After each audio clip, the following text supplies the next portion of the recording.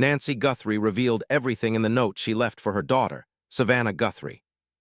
In the still, quiet hours before sunrise on a cold February morning in 2026, Nancy sat alone at the modest wooden desk inside her longtime home in the Catalina foothills. The house, a burnt adobe retreat near Campbell Avenue and Skyline Drive in Tucson, had sheltered her through decades of happiness, heartbreak, and memories. Now 84 years old, Nancy's hands trembled slightly as she lifted her pen. Slowly and deliberately, ink flowed across the page. This was not just another letter. It was a confession, a deeply personal outpouring of emotions she had hidden behind quiet strength for most of her life. The letter was addressed to her youngest daughter, Savannah, the accomplished co-anchor of today. Nancy's words were honest and unfiltered, carrying the wisdom of a lifetime lived with resilience and faith. "My dearest Savannah," she wrote, "I have carried so much in silence, smiling through every storm and trying to stay strong for everyone else. But now, as the shadows grow longer, I feel I must confess everything. I was never as unbreakable as people believed." Days later, Nancy Guthrie's note would be discovered under heartbreaking circumstances, after her sudden disappearance gripped the nation. What began as a routine missing person report on February 1, 2026 quickly escalated into a terrifying mystery. When authorities arrived at Nancy's home, they found signs of disturbance. The house appeared ransacked, and even more troubling, her pacemaker monitoring app had somehow been disconnected. The investigation, led by the Pima County Sheriff's Department and the Federal Bureau of Investigation, soon attracted national attention. Much of that attention came from Savannah herself, who made emotional appeals online begging for help. In a tearful video posted to Instagram, Savannah stood beside her siblings Annie and Cameron. Fighting back tears, she pleaded with the public, "Please bring her home." The family offered rewards for information. The local community gathered for prayer vigils at St. Philip's in the Hills Episcopal Church.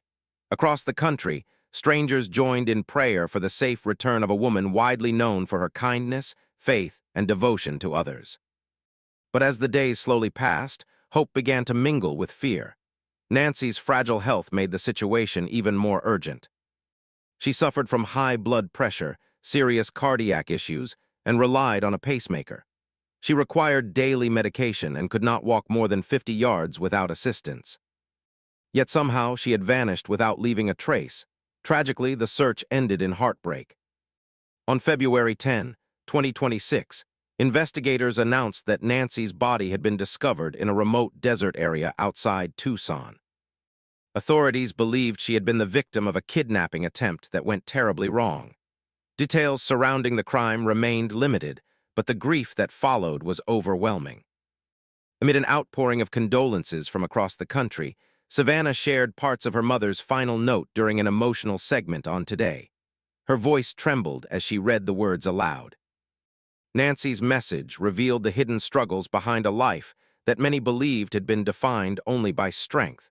The letter had never been meant as a farewell. It appeared to be a private reflection, perhaps written because Nancy sensed her time was growing short. Yet after her death, it became something more powerful, a legacy of honesty, resilience, and love.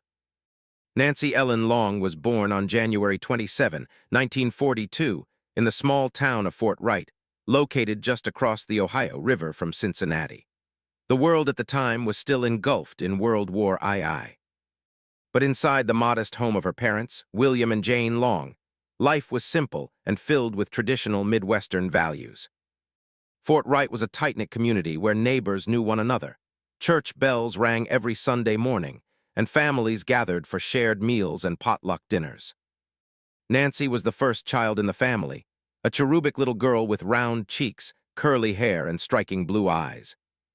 Those blue eyes would become a cherished family trait passed down through generations. Her childhood unfolded during the hopeful years following the war. The 1940s and 1950s were a time when America was rebuilding, and optimism filled the air. For many families, dreams seemed attainable for anyone willing to work hard. Growing up in northern Kentucky, Nancy was raised within a deeply rooted Catholic tradition. She attended St. Agnes Elementary School, where strict but caring nuns instilled in their students the values of discipline, faith, and service. Years later, Nancy would often tell her children that education was the most powerful gift a person could have. "Education opens doors you didn't even know existed," she would say. In 1959, Nancy graduated from Notre Dame Academy, an all-girls Catholic high school known for its demanding academics and strong emphasis on character. For Nancy, the school experience was transformative. It sharpened her intellect and nurtured her growing love of storytelling. Her classmates remembered her as lively and quick-witted, with an infectious energy and a passion for writing. She participated in school activities, perhaps debate clubs or literary societies, though much of what we know from those years survives mainly through family memories rather than official records. The culture of Kentucky left a lasting mark on Nancy. She loved the traditions of the state, the excitement of horse races at Keeneland Racecourse, the warmth of Southern hospitality, and the resilient spirit of its people. But it was at the University of Kentucky where Nancy's life truly began to unfold. Enrolling in the early 1960s, she chose to major in journalism, drawn by the power of words to inform, inspire, and connect people. Nancy joined the staff of the university's student newspaper, the Kentucky Colonel.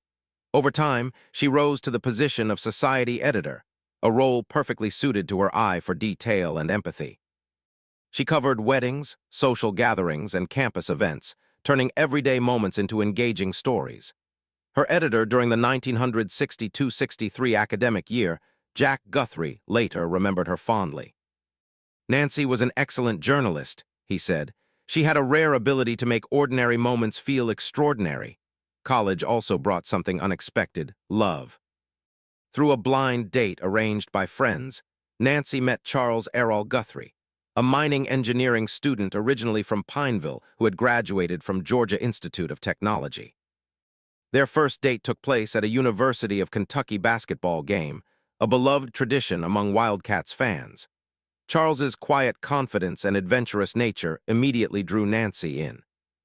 Years later, Nancy admitted that it had felt like love at first sight, though she pretended to play it cool at the time.